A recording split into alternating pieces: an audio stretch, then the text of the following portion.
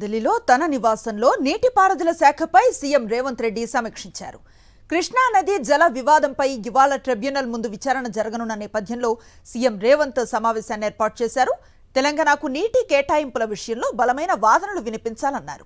ఇక ISRWDA 1956 section 3ని పరిగణలోకి తీసుకుని ముందుకు వెళ్లాలన్నారు సీఎం రేవంత్ రెడ్డి. గోదావరి బనకచెర్లపై అభ్యంతరాలతో కేంద్ర జలశక్తి మంత్రి ఏపీ సీఎంకు లేఖలు రాయాలని ఆదేశించారు.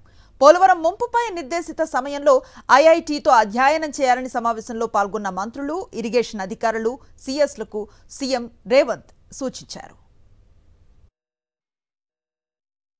పదే పదే వారికి ఏం మనం చేస్తున్నారంటే అది తొందరగా ముగించి తెలంగాణకి న్యాయం చేయాలనే విధంగా మేము కృష్ణా ట్రిబ్యునల్లో ముందుకు పోతున్నాము. గతంలో కేటాయించిన 811 టీఎంసీలు కంబైన్డ్ ఆంధ్రప్రదేశ్ ఎన్ బ్లాక్ కి అప్పుడు గతంలో ఉన్న టీఆర్ఎస్ ప్రభుత్వము 299 టీఎంసీలు తెలంగాణకి, 512 టీఎంసీలు ఆంధ్రాకి వాళ్ళు కొంత సూచనాప్రాయంగా ఒప్పుకున్నట్టుగా మాకున్న సమాచారం.